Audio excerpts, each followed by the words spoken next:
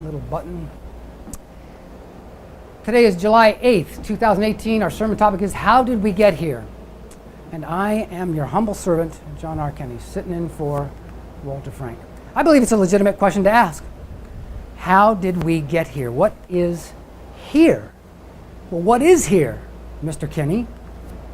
There are many forces acting on America, ripping it apart at the seams.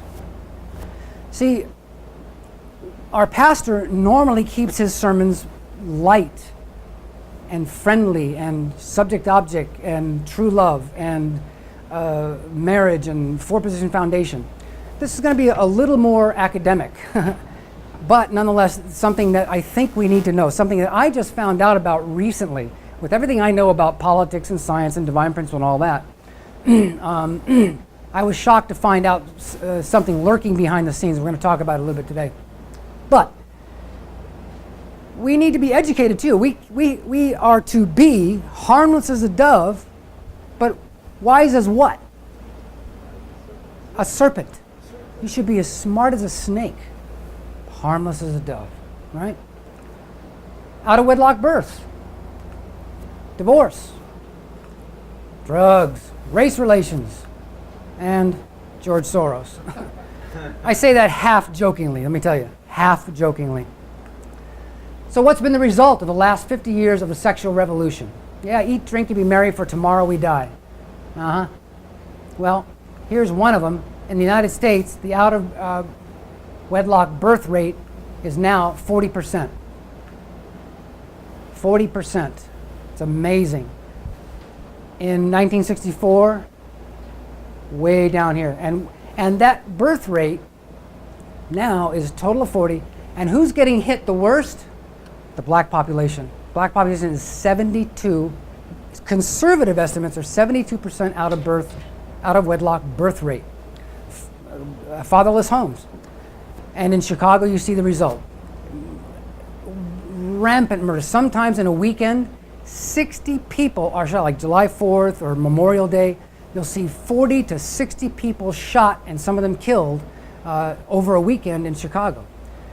They say it's like the Wild West. They don't know what to do. And they have some of the strictest gun control laws in the country. It's of no effect whatsoever. People are going to get their hands on guns whether we like it or not, right? So unfortunately, the black population is really taking the brunt of this problem.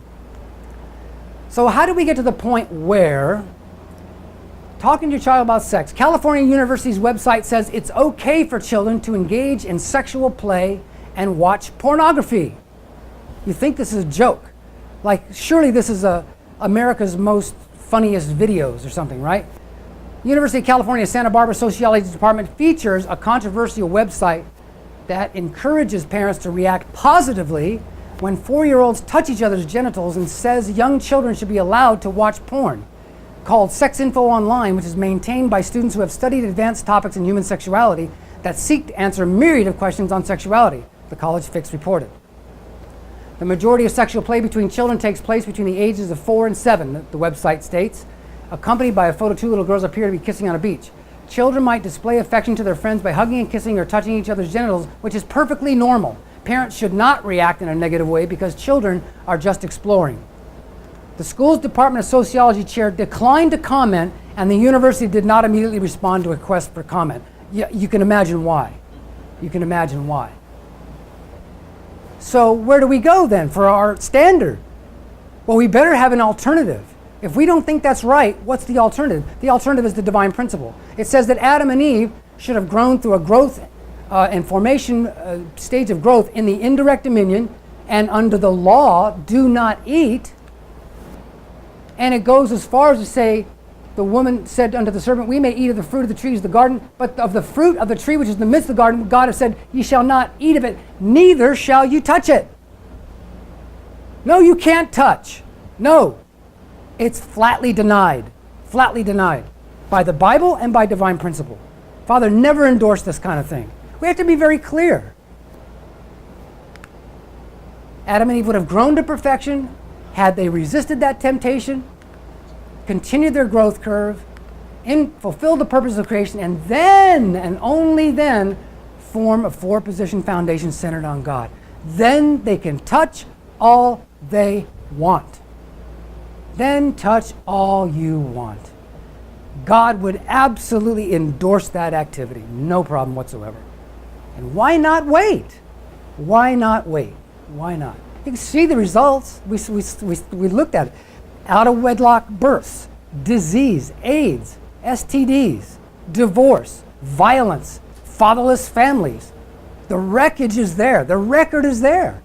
We can't deny the record is there. It's not like right-wing speculation. It's like you look at the track record. Families are devastated. For the time will come when they will not endure sound doctrine, but after their own lust shall they heap to themselves teachers, having itching ears, and they shall turn away their ears from the truth, and shall be turned to fables. Timothy is predicting in the future there's going to come a time when sound doctrine will not be adhered to. It says even the very elect will be deceived. Who's the very elect? It's us. It's the people that see the second coming of Christ. We are in danger of being deceived if we don't hang on tight to what we have. There are a million forces competing for your mind and heart and for your soul.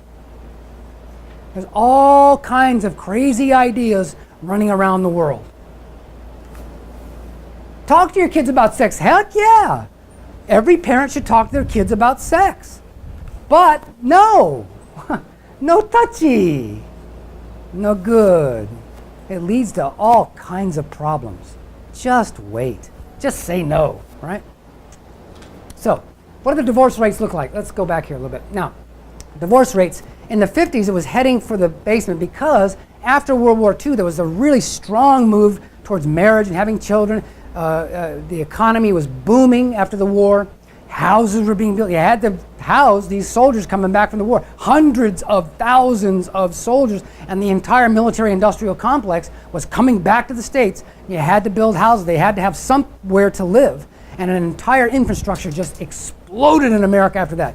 Car production, TVs, radios, refrigerators. Technology began to really explode. Mass production exploded, right? So, divorce rate goes down. There's reasons to stay together. So what happened? Where did this come from? Hitting right around 1960. What happened to the divorce rate? Well, let's take a look. This woman is Madeleine Murray O'Hair. She was head of a group called American Atheists. Now, she lobbied for years to get prayer out of public schools. And finally, in 1962, the United States Supreme Court decided in Engel versus Vitale that a prayer approved by the New York Board of Regents for use in schools violated the First Amendment because it represented establishment of religion. Okay. So, right about there, prayer is taken out of schools. So there she takes her hallowed position here at the base of the mountain of divorce, right? She was one of many, many factors that began to come into the culture in the 60s. Timothy Leary was famous for saying, turn on, tune in, drop out. He was a big LSD guru. And people started following him, and the hippie movement was born. Then comes Hugh Hefner and the Playboy empire, which just was a battering ram on sexual morality in America. Just battered the door down with a battering ram right through the front. So all these forces are, among others, many, many others. This presentation was really hard to put together because once I started digging into this, there is a deep state, I'm telling you. There is a deep state. It is deep, it is wide, it is long. It has a long history, and it is a mess.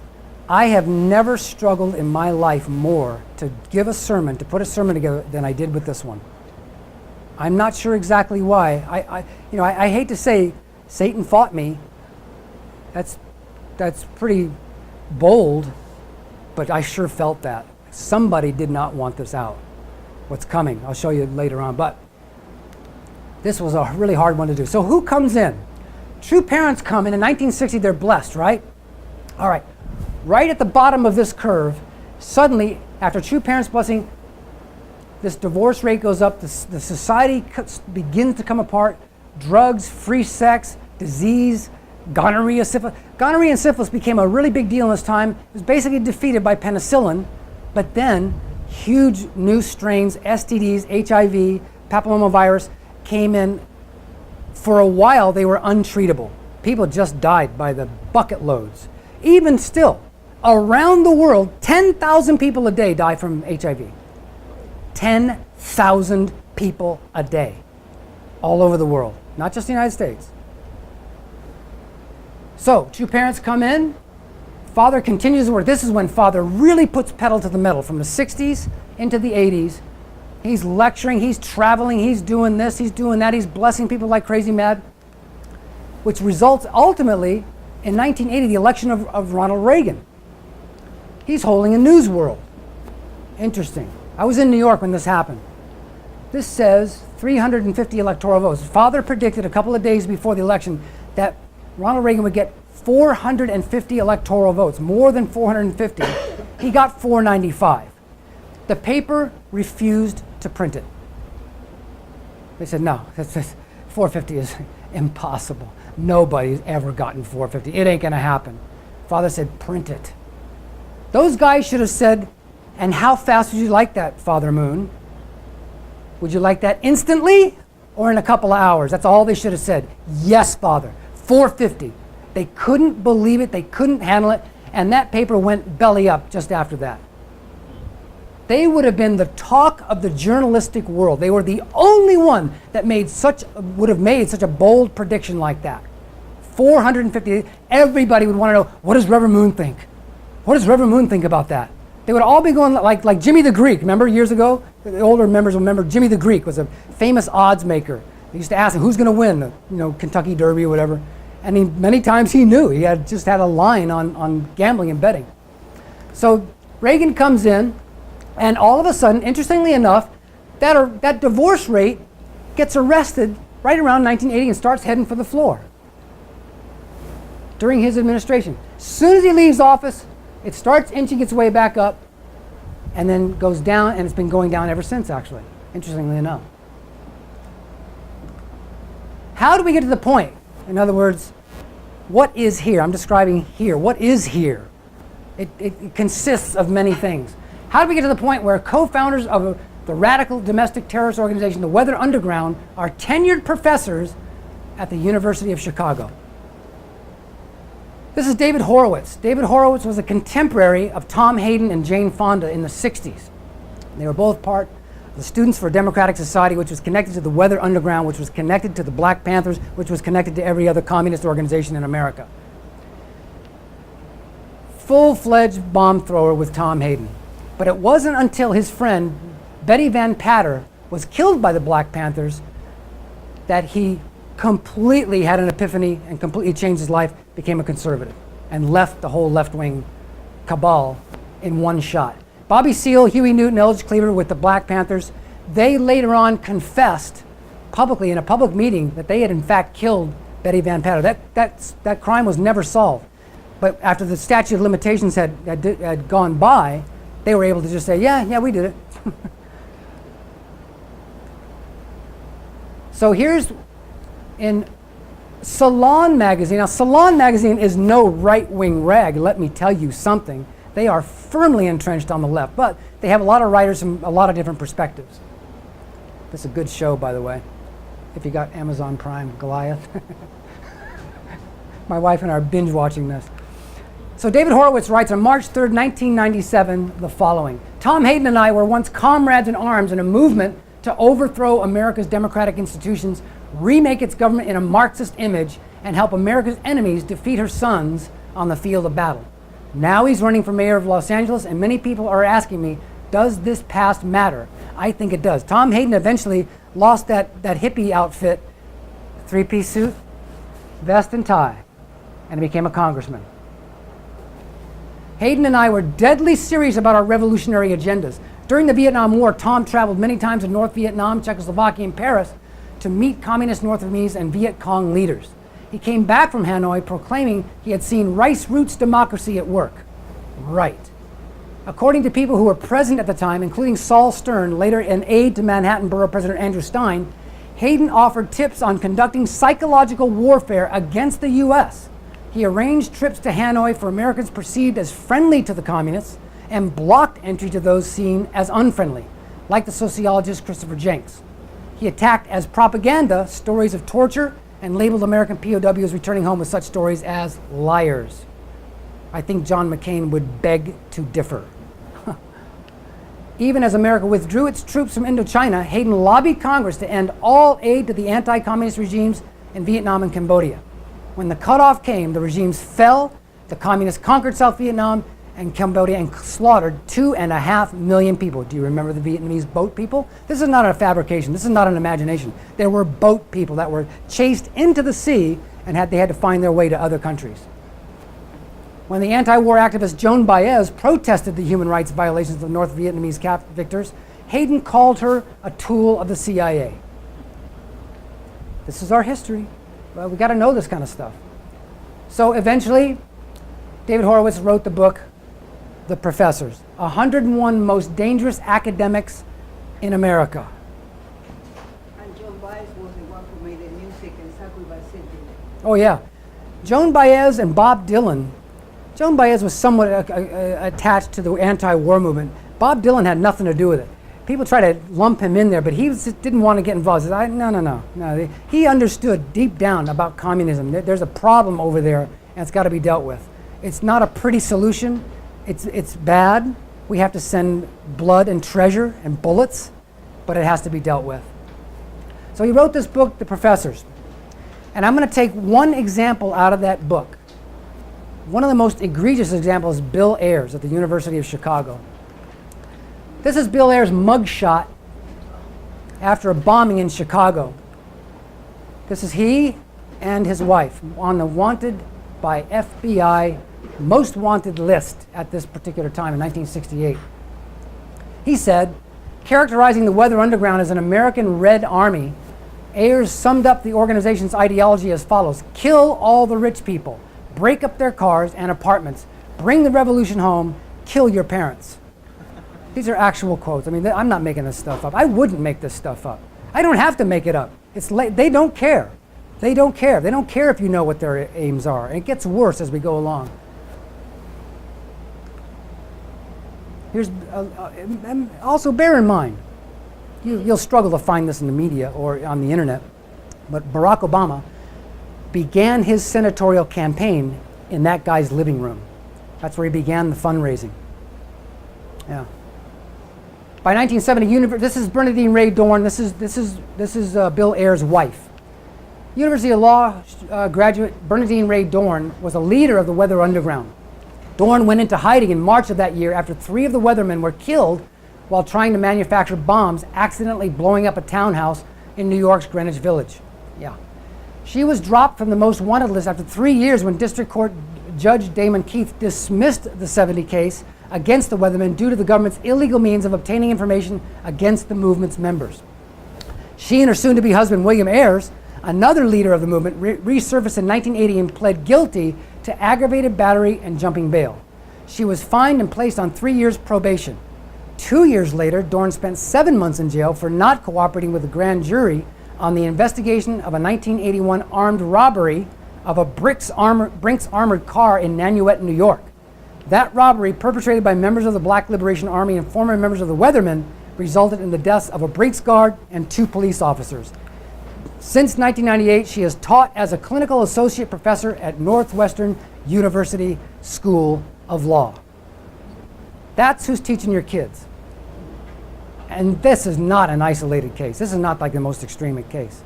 This is all through academia, these people. We haven't even discovered where they're coming from. This is just an example out of 101 in that book. In 1974, Bill Ayers, Bernadine Dorn, Jeff Jones, and others formed the Prairie Fire Organizing Committee, the publishing arm of the Weather Underground organization. The name was inspired by mass murderer Mao Zedong, who said, "A single spark can set a prairie fire. It only takes a..." No, that's something completely different. That's very different. Its first book was Prairie Fire, The Politics of Revolutionary Anti-Imperialism. In this book, William Ayers admits that he's a communist. He says, "We are a guerrilla organization. We are communist men and women underground in the United States for more than 4 years." He's not playing. And he doesn't care what you think. There's the book. This is a list, a partial list, a very partial list of the places that the Weather Underground bombed or tried to bomb in the 60s and 70s. And that's the actual page from that book where they actually confess to it.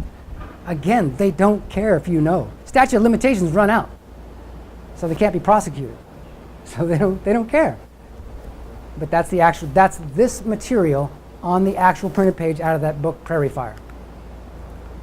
For the time will come, they will not endure sound doctrine. Heap to themselves teachers having itching ears. And they'll turn away their ears from the truth and be turned into fables. I'm going to reproduce this several times during this presentation. So there he is. And now, presenting the Frankfurt School of Critical Theory. Like I was saying, with everything I know, I didn't know about this. I just recently found out about this a couple of months ago. I heard on a radio show someone talking about Andrew Breitbart's book, Righteous Indignation. In the 6th and 7th chapters, they said, if you read nothing else in the book, read the 6th and 7th chapters. I bought the book off Amazon. I read the 6th chapter. And I said, I've got to give a Sunday sermon on this. This has got to get out there. This is going on YouTube tonight. The Frankfurt School of Critical Theory. Does anybody know what the Frankfurt School of Critical Theory is? Bob does. What is the Frankfurt School of Critical Theory? Oh my God. Seatbelts fastened, thinking caps on. It's made up of Georg Lukacs, Antonio Gramsci from Italy, Herbert Marcuse, German-American, Felix Weil, Theodor Adorno, Erich Fromm, and Max Horkheimer. These are the inner circle of the Frankfurt School of Critical Theory. Brief intros, brief bios on these guys. You need to meet these people. Georg Lukacs, Hungarian Marxist philosopher, literary historian, critic, and founder of the Frankfurt School. He was one of the founders of Western Marxism and contributed to Marxist theory with developments of Marxist theory of class consciousness. He ideologically developed and organized Lenin's ideas into the formal philosophy of vanguard party revolution. He said, I saw the revolutionary destruction of society as the one and only solution. A worldwide overturning of values cannot take place without the annihilation of the old values and the creation of new ones by the revolutionaries.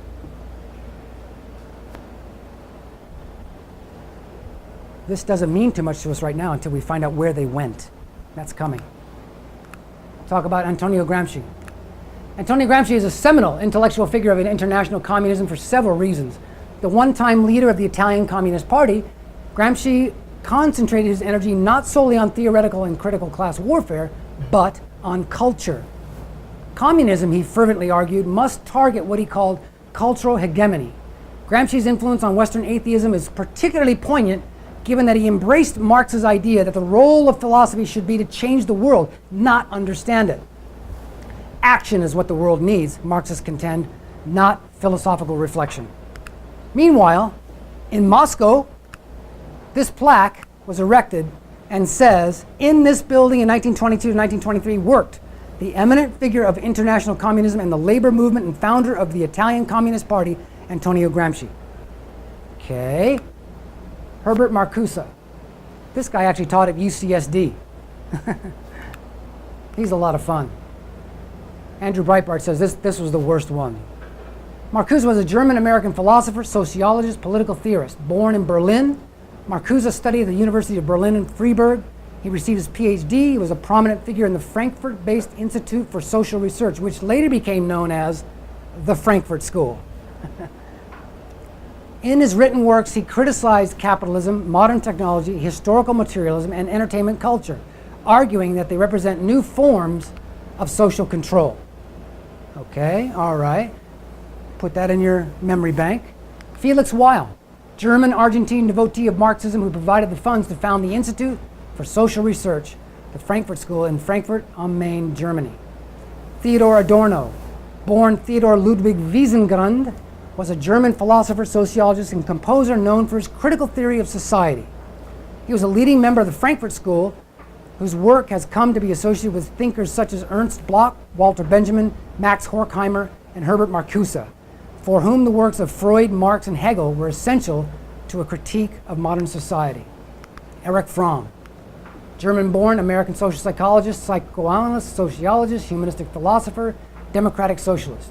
He was one of the founders of the William Alison White Institute of Psychiatry, Psychoanalysis, and Psychology in New York City, and was associated with the Frankfurt School of Critical Theory.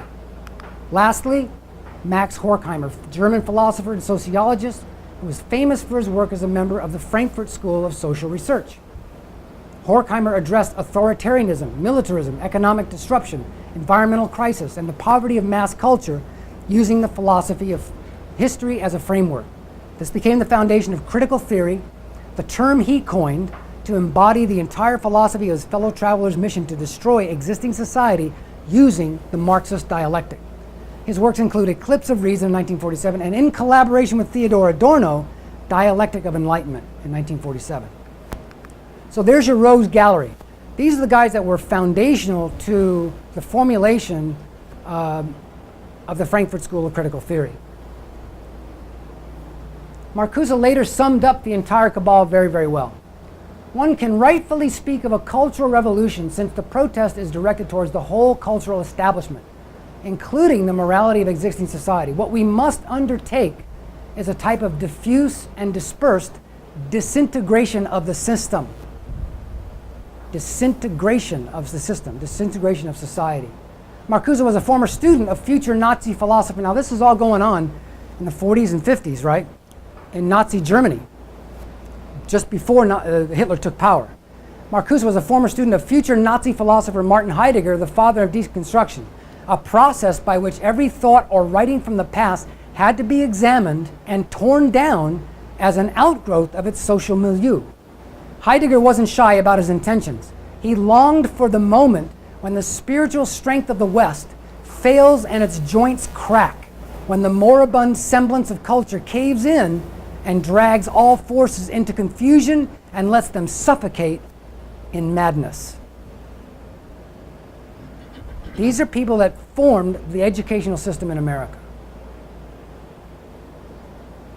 Well, this sounds eerily familiar, doesn't it? Why? Karl Marx, that's why.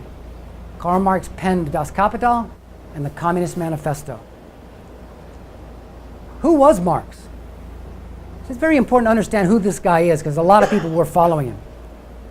Very intelligent people, following a very, very disturbed man. In his early youth, Karl Marx professed to be and lived as a Christian. He was a devout Christian. His first written work is called The Union of the Faithful with Christ. There we read these beautiful words.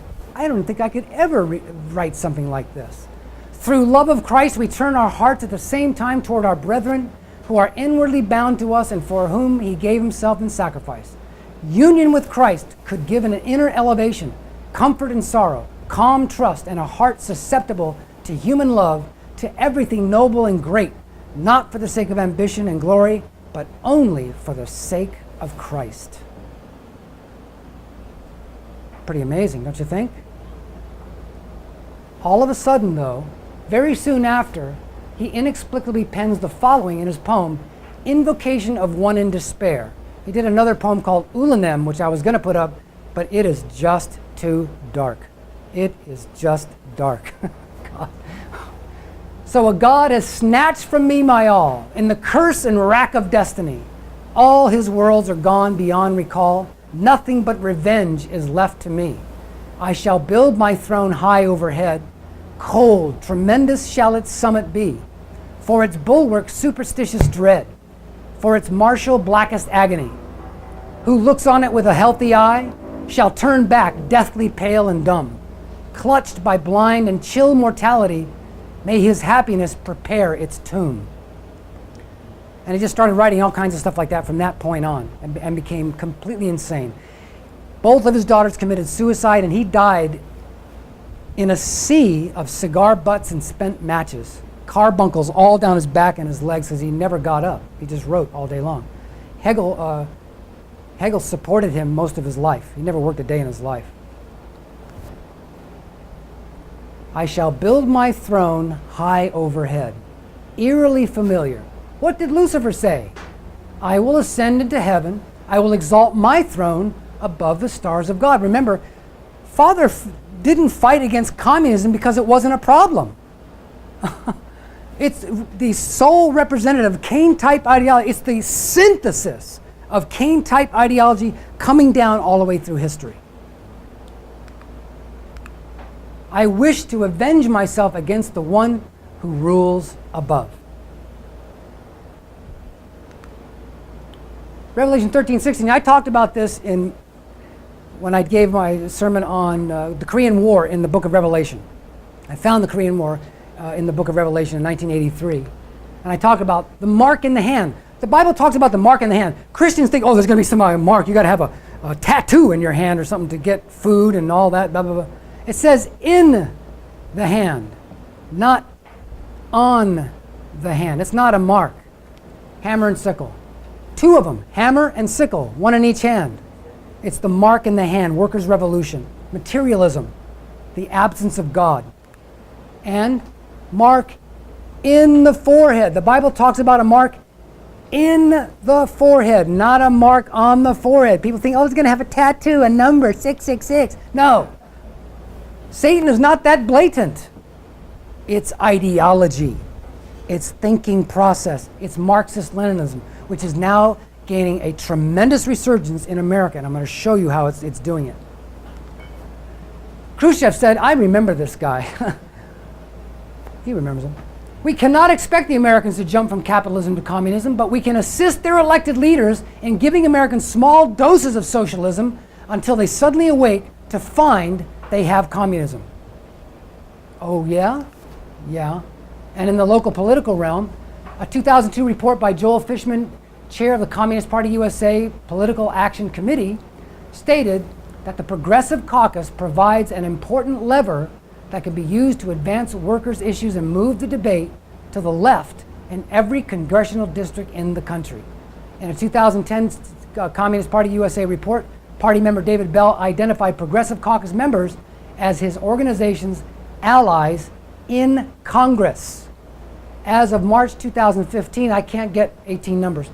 CPC consisted of 68 members of the House of Representatives, all of them leftist Democrats, and one Senator, Bernie Sanders. There's the list. You notice, you remember some people here. Kucinich, Bob Filner, who became our mayor. Nice. For a short time. Huh? Very short time. Yeah. He did one good thing, I must say. He got rid of the cameras, the traffic cameras. That was a mess. Nancy Pelosi, Cynthia McKinney. A lot of really, really wild folks. Reverend Richard Wurmbrandt was tortured for 14 years in a Romanian communist prison camp, and I read his book, Tortured for Christ. That's a difficult read. And he did another one called In God's Underground, which he really goes into excruciating detail of the things that the communists did to Christians captured and put into this prison. Beyond your imagination. Among the lighter things, they would freeze people in a refrigerator almost to death, where they were just barely breathing, thaw them out, nice and warm, put them back in. That was one of the lighter things they did, all right? But this book, Marx and Satan, this is the only book in my life that I picked up and didn't put down until I finished it. I couldn't. There was nothing I could do. I mean, talk about a page turner. It's like, I had no idea. I was when I was living in Phoenix at Willetta Street.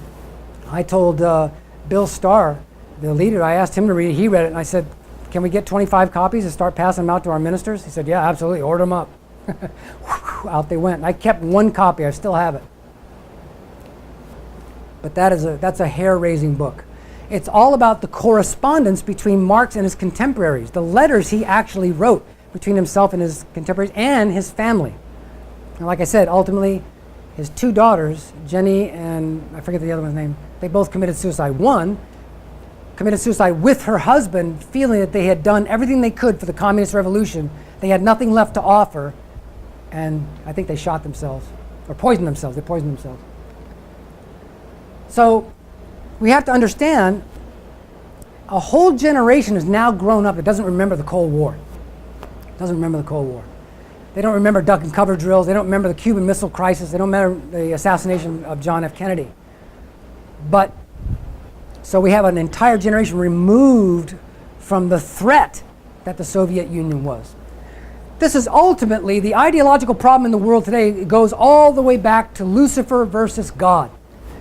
Coming down to Satan and Adam, Cain, Abel, and Seth, down to Ishmael, Arabic culture, Isaac and Hebrew culture. This is where Ishmael and Isaac made their break. And that's why you have the the Palestinian and Jewish problem today. That's 3,000 years old. That problem is 3,000 years old. That started between brothers. And now it's nations. These problems between brothers, Cain, Abel, and Seth, have now blown up on the world scale, and you have a first world, second world, and third world. The third world, a lot of South American countries, African countries, Southeast Asia, who would go either with the United States or the Soviet Union, depending on who got there first with weapons and food. If the Russians got there first, their allegiance was with the Russians. They're broke, they're poor. They needed some kind of sustenance, and whoever got there first got their allegiance. That's how communism was able to spread so quickly and dominate 2/3 of the world's landmass at its height in the 80s. Started again in Mexico. Oh yeah.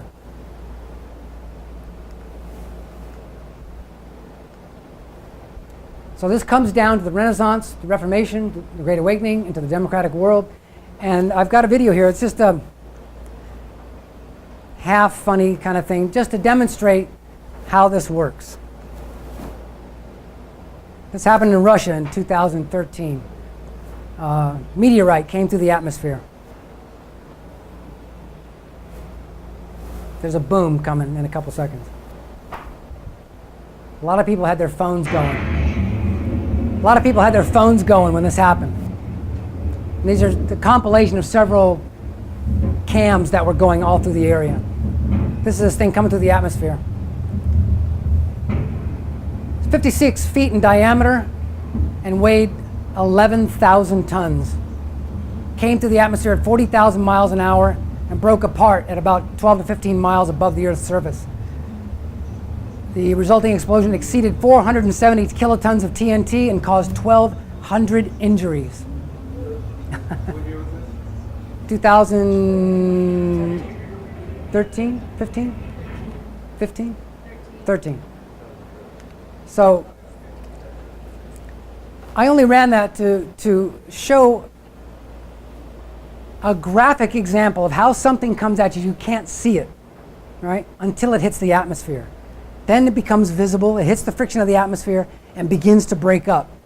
Because the same thing happened 400 years ago, 1517. In the preparation for the Second Coming lecture, you see this ideological behemoth coming down the line suddenly explodes in 1517 between the Renaissance and the Reformation. In the Renaissance, you got a revival of Greek classics, respect for reason and science. Artists, Da Vinci, Erasmus, Michelangelo are emerging. Reformation, translation of the Bible from Latin Vulgate to popular languages, Gutenberg's movable type, corruption of the church, revival of Hebraism. On the able side, you're seeing an explosion of religion now, right? The Catholic Church is moribund, it's corrupt. Martin Luther comes along and just overturns the entire apple cart, nails his 95 Theses on the wall at the church in Wittenberg, Germany, and it's on. It's on. The Reformation is on. The world is never the same after that. The same thing is going on the Cain side. The intellectual side, the Luciferian side is developing. Ideology is developing. Invention is developing. The head side is developing, right? Cain-type view of life, Descartes, Locke, deism, Herbert, left-wing Hegelianism, Strauss, Feuerbach. And down here, the Great Awakening. In America, you're seeing the settlers, the Jamestown settlers and the Pilgrims have already come in and are establishing the United States of America. Pietism, Methodism, Quakers, all kinds of explosion of religious activity all over the United States of America, right? And on the Keynes side, this is called in the principle the maturation of ideologies. The maturation of ideologies. Ideologies are beginning to mature and solidify. We're getting clear ideology now. Now, what's happening is Marxism is formulated. They have a Bible. They've got the dialectic. They've got the Communist Manifesto. They've got Das Kapital. They have a leader. And now they're gaining landmass. And on the able type, we have America. Now, what happened, interestingly enough, in 1789, two very important events happened simultaneously.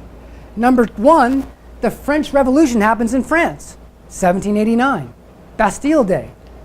Down here, the Constitution of the United States is ratified in 1789. Two completely opposing ideologies. Something's going on. Something is going on, right?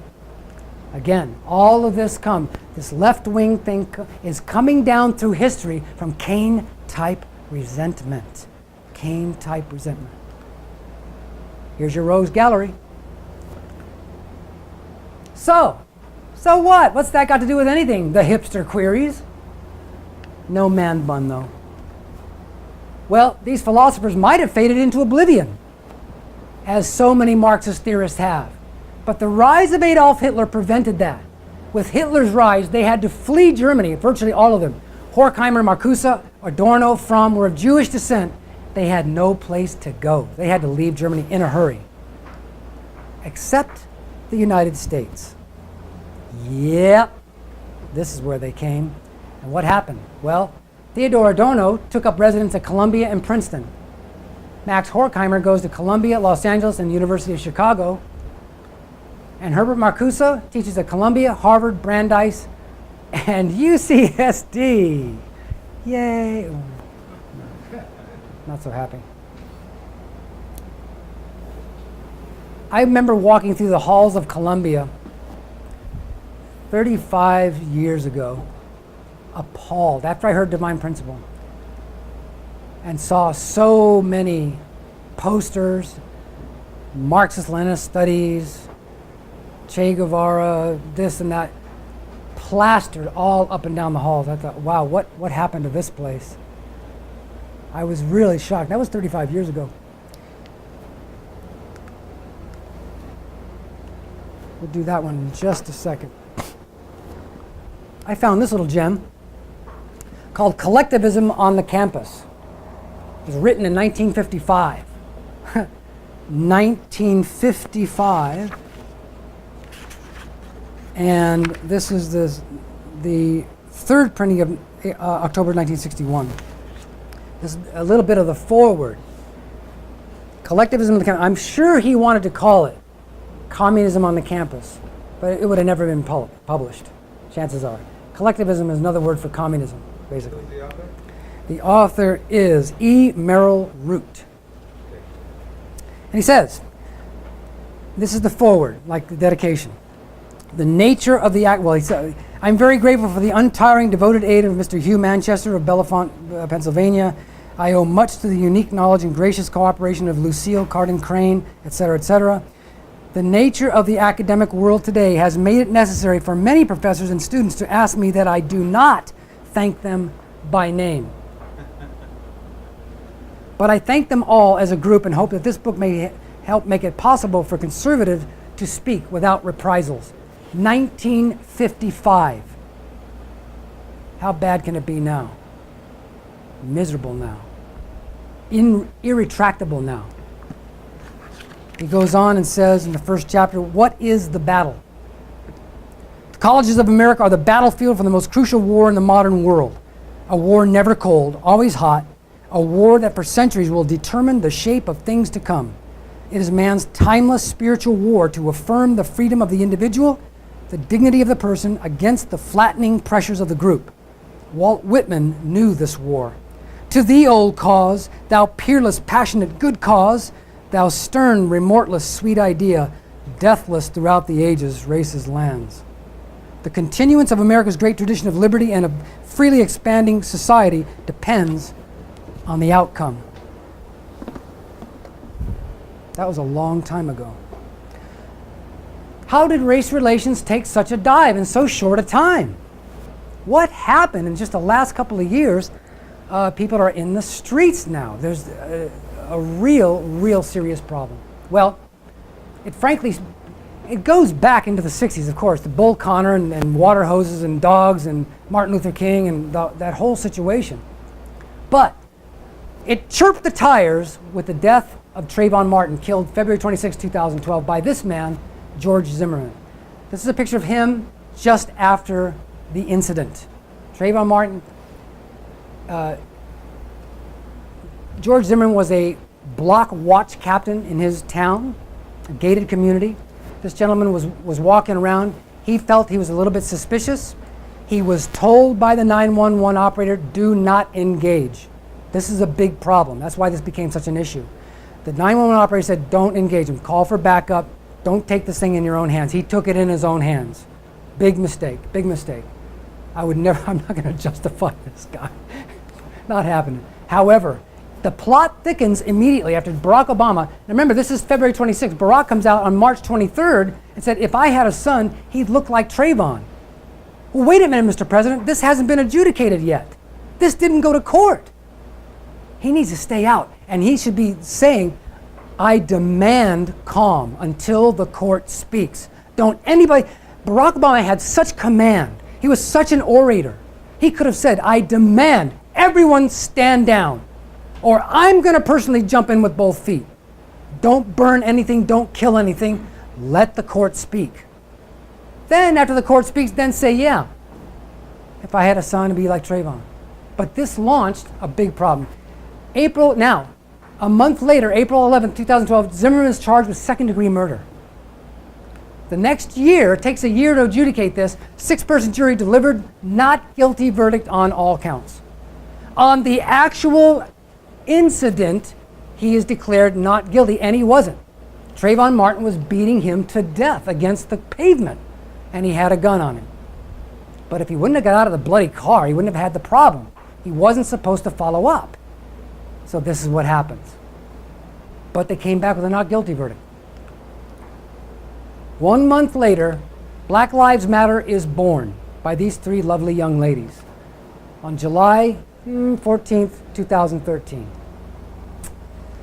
And then it's on. Michael Brown, this is the actual convenience store footage of Michael Brown accosts the owner, steals a bunch of cigars and stuff. This kid is 292 pounds, 6'4", 18 years old. This is a huge individual. Comes out, gets shot by Officer Darren Wilson. It turns out that hands up, don't shoot never happened. One person said, yeah, he said his hand was up, don't shoot. Turns out testimony in the court said that never happened. Now that is a rallying cry for everybody. The NFL is coming out on the field. What never happened is now gospel truth. And the toothpaste is out of the tube, the horse is out of the barn, you can't get it back. Darren Wilson is exonerated short time later because the actual case, it was self-defense. This kid wrestled him for the gun inside the car. It discharged. There's a bullet hole in the car.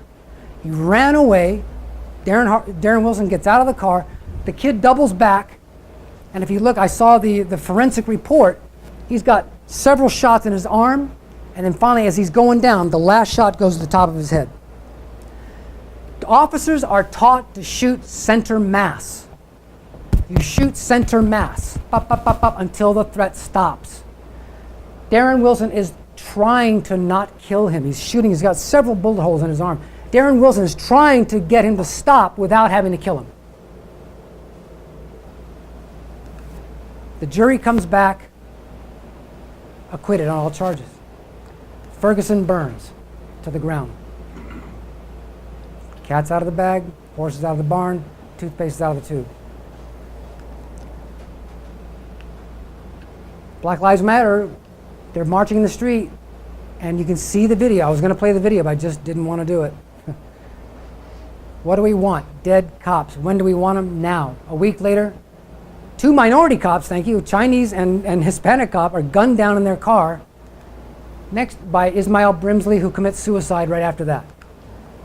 July 7, 2016, 5 Dallas policemen are shot doing duty for a Black Lives Matter gathering.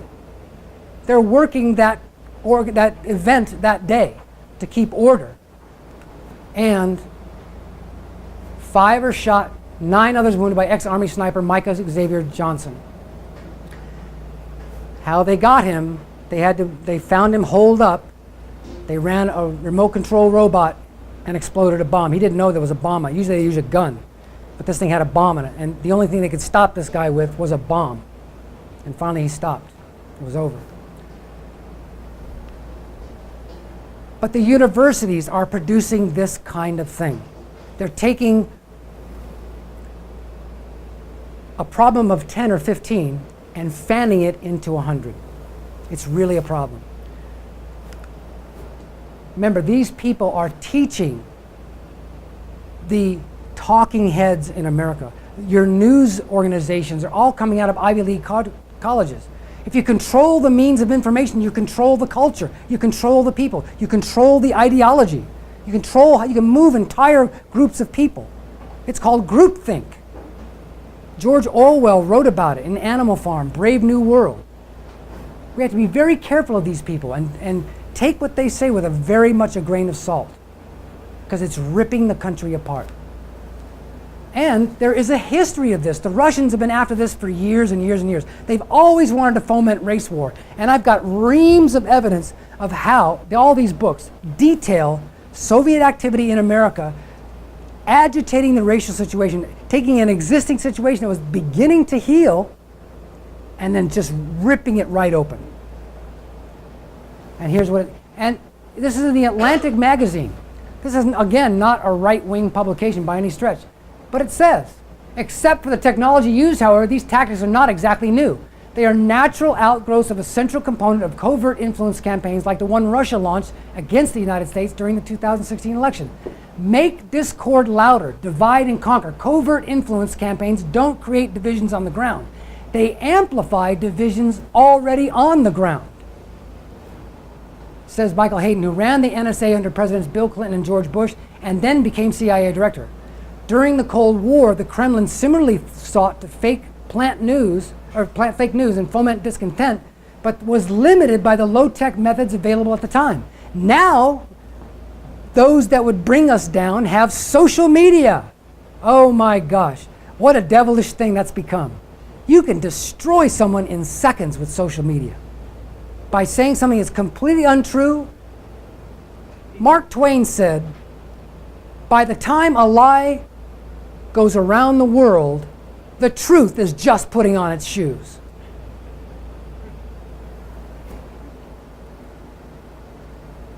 Before, the Soviets would plant information in Indian papers and hope it would get picked up by our papers, said John Cipher, who ran the CIA's Russia desk during George W. Bush's first term. The Soviets planted misinformation about the AIDS epidemic as a Pentagon creation, according to Cipher, as well as the very concept of a nuclear winter. Now, because of the technology, you can jump right in. You can jump, and I know this for a fact. Information, Indian papers. I knew Yuri Bezmenov. Remember Thomas Schumann from Kauza? Well, I got to spend 3 days with him. He was the correspondent in India for Novosti Press. I spent 3 days with him, and he told me what he did. His whole mission, deception was my job. His whole mission was to plant erroneous stories about the Soviet Union, just like they said here many, many years later. They would plant stories in Indian newspapers, hoping that the US press would take it and run with it. That way there's a disconnect. There's like a plausible deniability. There's distance between Russia and the eventual story that appears in America. Oh, we didn't do it? Yeah, it went to India and someone picked it up.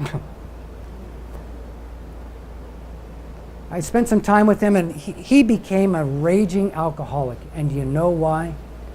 When he came here, he did a tour with Kauza in many, many states throughout the country. When he began to speak, professors would ridicule him and call him insane. You're crazy, you're a stooge. This is their battle cries. You're a stooge of the CIA, you're a stooge of the FBI, et cetera, et cetera. to dismiss somebody like this who has firsthand knowledge. And the reality of him hoping that America would listen before it got destroyed, and the reality of what actually he received was so dramatic, he began to drink like a fish. It was tragic. He died in 1994. It was bad. So now we see the rise of Antifa. I'm bringing these two up because these are two of the most graphic examples of what's coming out of the university system in collaboration with communism. These are direct communist linked. George Soros is funding both of these organizations, Black Lives Matter and Antifa, to the tunes of tens of millions of dollars. They have an unlimited bank account. And here they come. No borders, no banks. Right. That makes sense. Communist Party USA, Southern California District. It's like being hip and cool to be communist now. They have no idea what they're talking about. They never went to the Soviet Union. They never went to Cuba, Venezuela, North Korea. The East Bloc at the height of the Soviet hegemony. This is hip now, but they have no idea what they're getting involved in. Again, this is coming down this side, the left side. There's your rogues gallery. So, a fun video. This is 2 minutes. What's up, guys? This is Will Witt from PragerU. Today we're on Santa Monica Beach and we're going to be asking people some questions for the 4th of July. Why do we celebrate the 4th of July? I don't know. Why do we celebrate the 4th of July? Celebrate the independence of our nation. Our independence, It's our Independence Day. Independence Day. for the independence of America. Why is the year 1776 significant? You had 1776? I have no idea. What's the significance of 1776? Is that where Columbus sailed the ocean blue?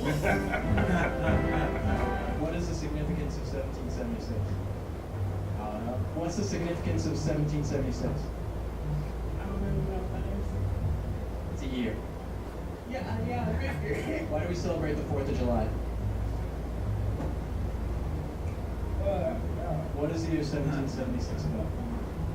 About the signing of the Declaration of Independence. Well, what's the significance of 1776? Not a history person. I can tell. What's the significance of 1776? Christopher Columbus. Why is the year 1776 significant? Close. It's like 1776 Columbus sailed the ocean blue. That's why they say it, 'cause it rhymes. That's how bad it is. That's how bad it is. Along comes Donald Trump. He announced his candidacy, and I sincerely thought it was a joke. I thought this is going to be fun entertainment. This will be really fun. There'll be a puppet in the race. There'll be a fun guy just in there, multi-billionaire, nothing better to do. He'll throw over a couple of China things in the China shop, and he'll throw some trash out, and this will be fun. I had no idea how serious he was. I had no idea at this point. I thought, oh, this will be comedic entertainment at best, right? Here he comes. And these are all the people that ran against him. Here they come.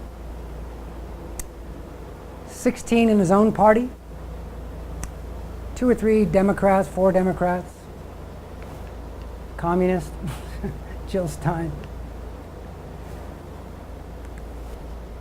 And yet he emerges triumphant, much to my surprise. I wanted this guy, Scott Walker. He folded his tent really quick.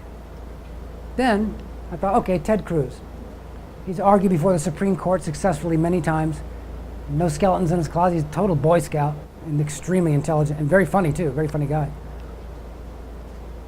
One by one, these guys fell by the wayside. And Trump reigned supreme. Nobody saw it coming. Nobody saw it coming. Nobody saw Pennsylvania coming. That's the state that finally decided the race, and it was over that night. I remember because I was really waiting for that. Why? That's the check I received when I bet $200 online